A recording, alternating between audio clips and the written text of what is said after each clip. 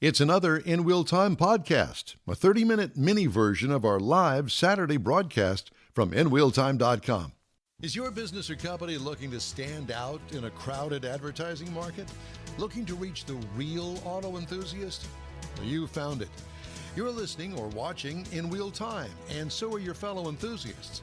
The In Wheel Time Car Show now reaches 500,000, and we can put together a marketing plan that will engage them in your product, business, or service. To get the tires rolling, just shoot us an email to our marketing director, Jeff Zekin. His address is jeff@nwheeltime.com. From Studio A in Texas, USA, it's the award-winning In Wheel Time Car Show. In this segment of our show, we talk with Michael Gillum from Ram Trucks about the just-announced production of the Ram TRX, or as they're calling it, the T-Rex. Bad to the bone, yeah. This week inside our new car showroom sits the Jeep Gladiator. We'll give you an in-depth review of that. We talk with NHRA top fuel driver and U.S. Nationals winner Fast Jack Beckman about his new car show. Funny car. Plus, we'll have This Week in Automotive History and the stories making auto news headlines. It's all just ahead on today's In Wheel Time Car Show for Saturday, September 12th, 2020. Howdy. Along with Mike Out of This World Mars and King Konrad DeLong, I'm Don Armstrong. Glad that you could join us today. We are going to get Michael Gillum here. And Michael, good morning to you. Thanks so much for joining us. He is with Ram Trucks, and we are going to talk to him about the TRX, the T-Rex as it is called. Michael, it's great to see you again, and thanks for joining us. We really appreciate it. So now that it's out of the box, we want to know every nut and bolt thing about this. Can you help us? Yeah, I can help you on the exterior, I think. There was a lot of development, a lot of love went into this vehicle, guys. I mean, you know, I talked to you guys 4 years ago when the show truck came out, and you know, that was really an opportunity for us in the design office to kind of stretch our legs and put a stake in the ground for what the vehicle should be. And I'm pleased to say that it maintained all of that essence and more, you know. So we really pushed on the concept truck, as you know, to make sure that it was functional and make sure that it was a credible contender, something that you could see, you know, making its way into the production sphere. So, from the long travel suspension to the big horsepower, even the ram air intake on the hood, all of that stuff is, it made it into the truck. And actually, some of the things got even better. Like, there's a couple little details on the truck that you guys will see from the show truck. It was obviously based on the last gen Ram 1500. So, we had the truck's obviously over 80 inches wide. So we have to have cab lights, or we had roof mounted cab lights at the time. One of the cool things that we were able to do on the production truck was actually a more creative integration of those lamps into the hood scoop, for instance, really giving it a unique kind of down the road read when you see it, coming up on you from 100 yards away. And while it's doing 100 miles an hour coming up behind you. Exactly. So you're not going to mistake it for a heavy duty, and you're going to hear it probably long before you see it anyway. So Michael, I have to butt in here, and I have to tell you that, when Ford came out with the Raptor, shortly thereafter, all of us press guys, when we would see you at the Texas Truck Rodeo, were saying, come on, man, we need some horsepower. There's no reason why you guys can't go after the Ford bunch with a real heavy-duty, super off-road performance truck. And you said, yeah. Well, we've been thinking about it. Well, guess what? I know the darn good and well that you guys have been working on this thing for years, although you won't admit it. And that's okay, because it's finally here. And I have to tell you that we're really excited about it, because this is a true off-roader with gobs and gobs of horsepower and the ability to not only meet the Raptor, but pass it by at a gajillion horsepower, you know? Yeah, you said credible contender. I think you're going to be the dominant player because you're way beyond credible contender. We like to stay humble because it is a competitive landscape. So, but it really was something where we've got all these kind of tools in the toolbox already, from the 6.2 liter supercharged. We know. To 5-link coil link rear suspension, stuff that's very it's already kind of appropriate for this type of truck, and we've got experience with it, so why not kind of put all the ingredients together and see what happens? You get a little bit of dynamite going, and I think our job as the exterior designer is to sort of telegraph all of that, right? So you've got to telegraph the capability of the truck visually. So you'll notice it was very easy on this truck because the form's following function, right? So wider track, the track is 6 inches wider. The overall width is 8 inches wider than a standard 1500. And, that's something that you just can't, you can't fake that with design. That's a proportional kind of a foundational thing. And so you'll be able to tell that this truck is something special from a long ways away, right? So, and then you'll also be able, like I said, you'll also be able to hear it. It's got an awesome exhaust note. So, our job from an exterior design standpoint was to just make sure that we were doing it justice. Normally we have to, normally in design, we're always trying to kind of like, maybe amp up the design a little more and overpromise, but we didn't have any problems on this truck. We were just making sure we could keep up with something cool. You've way over-delivered on the truck because it's a gorgeous truck, and I've heard some of the videos when you talk about the exhaust note. There's now some videos out there where we can listen to the truck, and it sounds like a bit of a beast. The other thing about the truck, what kind of production, and I don't know if you have numbers on that, what kind of production numbers you guys thinking of? Is it going to be Is it going to be limited or delivered to order? I think we'll build one for anyone that wants one. Wow. I think that's really that there's it rolls off the shop assembly line just the same as any other 1500. So, or any other DT 1500, I should say. Yeah. So you've got the capability to produce these. When is it the first one coming off the assembly line for sale? I believe early October. I would just say, early fourth quarter. So you're already through the pilot drive process of the truck. It is production. It's going to production right now. Oh yeah, there's guys driving them around. There's I've seen a couple on the road actually. So they are rolling around, ready to rock and roll. In the design of the truck, did you have to make any special accommodations under the hood for the motor? Oh, yeah, we had to make all kinds of accommodations. The interesting thing, proportionally, what happened with this truck, the wheelbase had to grow an extra 20 millimeters. And one of the things that was driving that, the major thing that was driving that was to get a 35-inch tire to have 13 inches of suspension travel up front, and then have all of the clearances and everything you need to the body work. There was no other way to do it except move the spindle forward. So in moving the spindle forward, the axle and actually even the entire engine block shifted forward the same amount.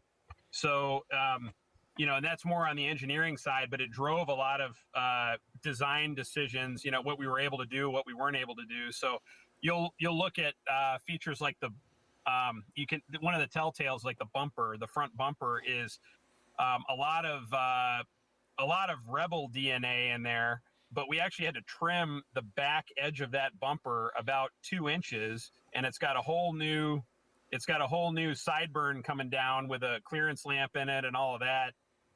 To accommodate that tire. So and these are all things that we learned and we kind of sussed out on the show truck. So what was great about the show truck is that there were not that many snakes in the woodpile when we went into production, which, as you guys may or may not know, you get a big enough snake in the woodpile and it can really send a program sideways. Right. But everything was sort of accounted for, all the big moves. So is the functional hood scoop on it trying to deal with cooling that monster motor underneath the hood?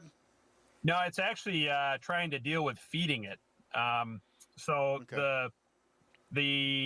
There's actually it's a 50-50 stacked intake. So one of them comes up underneath the under the header on the grill, and then the other 50% goes through that hood scoop. So they both kind of meet, and they go down into these chimneys that then go into this. It's a cyclonic kind of action to clear out any debris, and then it goes up through the air filters, the air filtration system. So there's a lot of extra work that went into the intake of this truck, just because it is an off-road specific truck, right? It's not just ramming it straight through an air filter. Michael, I want you to hang on just a second here. We're going to take a quick break, and we'll be back with you in just a minute, because we want to continue this fascinating conversation with Michael Gillum on the new Ram TRX. Stay with us. Are you one of those people who thinks it's okay to drive stoned? I mean, what's the worst that can happen? You end up driving below the speed limit? It's no big deal, right? Wrong. The truth is, your reaction times slow way down when you're high. You not only put yourself in danger, but everyone around you. Talk about a buzzkill. Stop kidding yourself. It's not okay to drive high. If you've been using marijuana in any form, do not get behind the wheel. If you feel different, you drive different. Drive high, get a DUI. Paid for by NHTSA. A social distancing tip. While the CDC urges you to avoid close contact, like hugging or shaking hands, there are other non-physical ways to say hello. Wave, wink, use sign language, salute, smile, give the peace sign, throw up an air high five, do jazz hands. Remember, stay a minimum of 6 feet or 2 arms length away from others, and stay home if you can. For more info, visit coronavirus.gov. Let's all do our part, because we're all #AloneTogether. Brought to you by the Ad Council. Welcome back to the In Wheel Time program. We're talking with Michael Gillum with Ram Trucks, and it's really good to have you here. You know, we were just talking about the fact that I don't know what you're sitting in, but we do notice that you've got a nice big heavy jacket on while we're down here bathing in 85-degree weather. Where are you, and how cold is it? It's not that cold. Well, it was a little cold this morning. I actually had to do a little bomb run to Chicago to pick up some parts. I have a project Jeep that I'm working on, so can you say bomb when you're heading to Chicago? I mean, you know, there's that aspect of it. You can, I guess, after you get back. After you get back to Michigan. After I get back, I guess. That's I've got to watch that. Luckily, I'm the only one that can hear me aside from everybody else. A few 100,000 people. Yeah, exactly. So, Michael, I want to delve into this design process that you guys go to when you design something. Really, it's almost as if starting fresh, but not that way, because you're starting with a platform that's already into production, and now you're turning this into a monster off-road vehicle. How many people is involved in something like that up there at Ram? Once you get the word, hey, we're gonna go for this, then you've got to talk to the suspension guys. You've got to talk to the chassis guys. You got to talk to design, exterior design, and make all of this come together. How does that work? Yeah, we actually have, a lot of meetings that are, they're set up sometimes they're set up twice a week sometimes, coordination meetings and all of that, where the team is always together.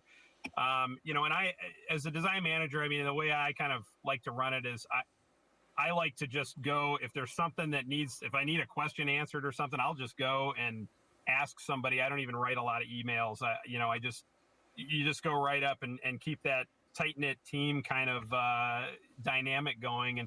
And so, working with SRT and Jeff Roselli and Daryl Smith and all of, the guys, the disciplines outside of the design office, and then a ton of the work just inside design office itself is really centers around the clay sculpting aspect and the CDD, which is concept design development. So that's the digital end of the the sculpting. So basically what we do is we'll do a clay model, a full-size clay model, or we'll start with a 3/8. We'll go to a full size, and then that gets scanned and goes to our digital group, which, then it's working to bake in feasibility and, if there are panels that need to be stamped or whatever. So there's a lot of people involved, a ton of very talented people, very specialized in their craft. And then, even just within our studio itself, the lead designer, like Dejan Ninov was our lead designer on this truck, just really kind of casting the vision for everybody, with the sketch work. And, I have some of that stuff if you guys would like to see it. Yes, of course, we want to see everything. Okay, all right. Yeah. I can certainly present it here. How long did this whole design process take, Michael? It's probably, depending on whether you count the concept build, you probably are looking at, it was 4 years from the concept, right? So we're 4 years out from the concept, but the concept actually, I guess it's not that much longer because we did it in 77 days. So, that's pretty quick. Yeah, real quick. That means it was in somebody's head already, and all they had to do was give you the okie dokie. Well, and so that really came from, this is a truck like this has always been in a truck designer's head for a long time, right? You're always just it's always lurking there. I think even you guys will kind of look and see that there's a lot of tie-in to, like when we went to the Rebel Grill in 15 and we introduced the Rebel as a new price class, that even though it was a kind of a mid-cycle enhancement for the outgoing truck, it was sort of a look at things to come, and I'm happy to see that kind of face has now evolved, and this is, the TRX will be kind of the third evolution of that sort of off-road persona for Ram, and really bringing it into its own, as its own brand. We're 10 years on now from splitting from Dodge as a brand, so. Well, it was important. Let me step in here and just make this comment to you. Do you and your team realize that you guys are actually leading the design of the entire industry when it comes to trucks? Do you realize that? Because Ford is chasing you, and clearly Chevrolet and General Motors is trying to keep up. But I'm serious. You guys are so far ahead of everybody else. Do you realize that? Well, I think, we like to keep our heads down and just do stuff that we're passionate about. So, where we wind up, we certainly like to be in the mix as far as being competitive. But I think one of the unique things about FCA and about Ram Truck specifically is we have a really tight-knit team of people, and I think a lot of their passion really is allowed to make it into the product. So you don't lose a lot of the essence of what the original sketches are trying to capture, as the product goes through development. Things don't get overthought. They don't get, we try not to revisit a lot of decisions that get made. And that's one of the things that helps us kind of be agile and kind of keep that initial spark from the early sketch phase and move it into, something that is a three-dimensional product, and then eventually you're a three-dimensional model, and then eventually a product that you can go purchase. So and the product that we can go purchase, we can clearly tell that the designers are true car people. You guys really do show in the product you're delivering a passion for the enthusiasts as well, and we appreciate that very much. Oh yeah, thank you. Yeah, we really love it. I mean, we're we are car folks, and we just like to. I mean, you can see all over Instagram. I mean, there's guys internally that are just posting all kinds of stuff, and people have, they got their own projects going on, and they're talking about, what they're doing, and it's a true car culture within the FCA design. Well, office. I also have to just kind of throw in there the fact that we, Mike, Mars, and I, Konrad, kind of, but we on this show that Mike and I have had the pleasure of meeting and talking to Mike Manley, and when he was at Auburn Hills and head of really the facility there, he kind of brought that whole culture, if you will, to you guys and kept it going. I mean, there's a certain element there that I don't know whether it's age-related, experience-related, or maybe a combination of both and many more things, clearly. But there is a team there in Auburn Hills that is unlike any of the other manufacturers, because we've been to the other manufacturers, and you can feel it when you walk in the door. Yeah, I think that just lends to the, it's a different feeling. It's a flatter organization, I think, where there is more interface all the way through the chain of command, and people, up and down know what's going on, and they, there's usually a product that everybody can coalesce around and understand and get that vision. And, oftentimes, more often than not, PDO would like to be the design office, as we call it, product design office, would like to be the, we like to kind of try and lead that effort and create those sort of stakes in the ground for everybody to gather around and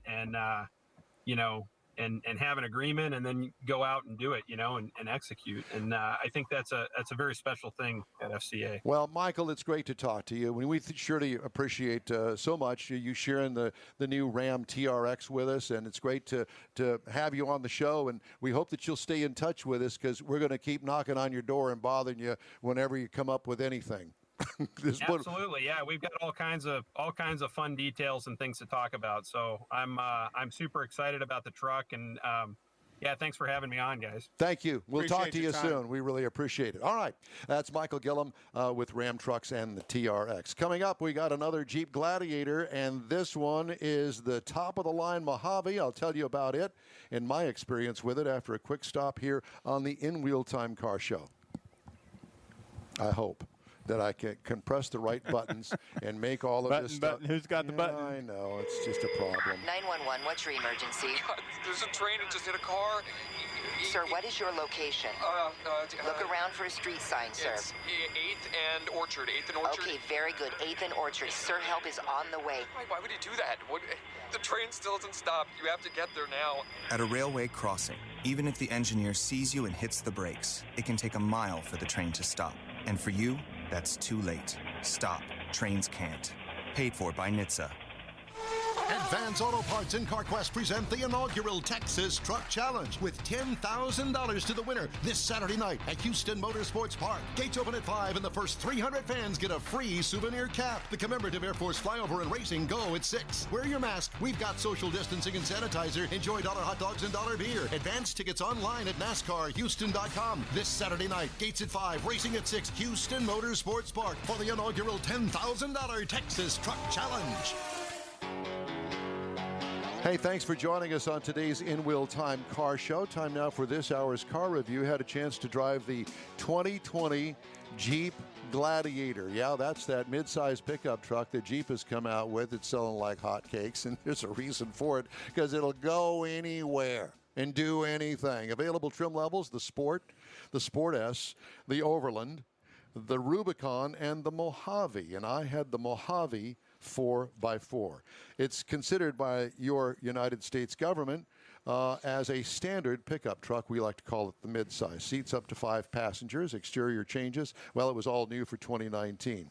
It looks like kind of the 4-door Wrangler with a pickup truck bed, but it is not. It is not. So let's just leave it at that. More details later. It's a serious off-road look. Skid plates up front. Short overhangs front and rear. The Mojave has 33-inch mud terrain tires, or what I like to refer to as knobbies. Remember knobbies back in the day? Yeah. Hey, you know, your Schwinn Stingray had a knobby on it, man. You could go ananywhere. Yeah, but they weren't this big. No, they certainly were not. And this particular one had a fold-up tonneau cover on it. It also has available a convertible or a hard top as far as the cab is concerned. What I liked about it, well, let's go rock climbing now. If we had some rocks around here, that's what I would want to take.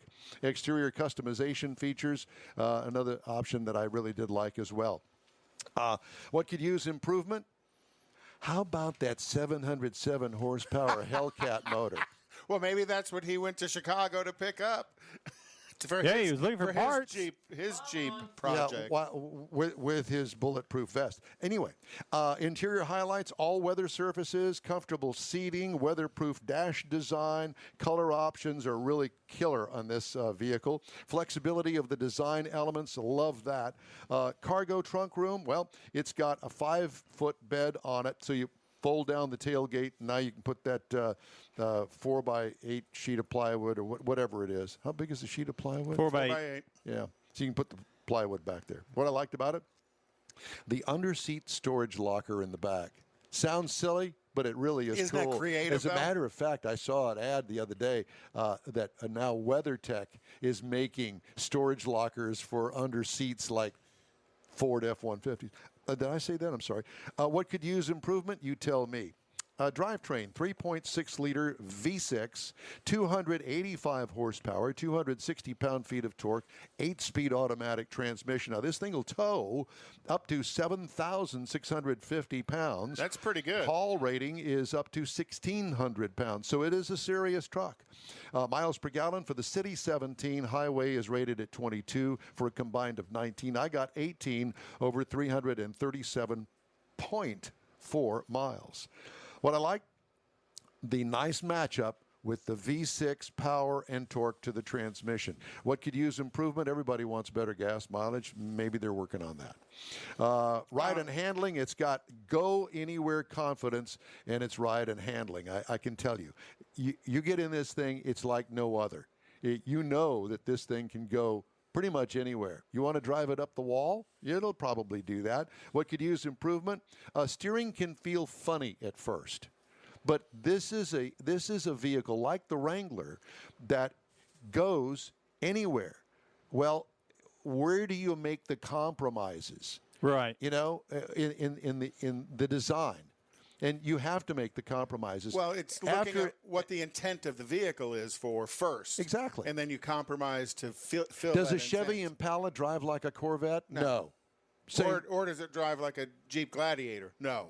You're not going to do the same thing in it, and you can't. That's what I made a point of here. No. Well, I'm glad I could read ahead for you. Thank you.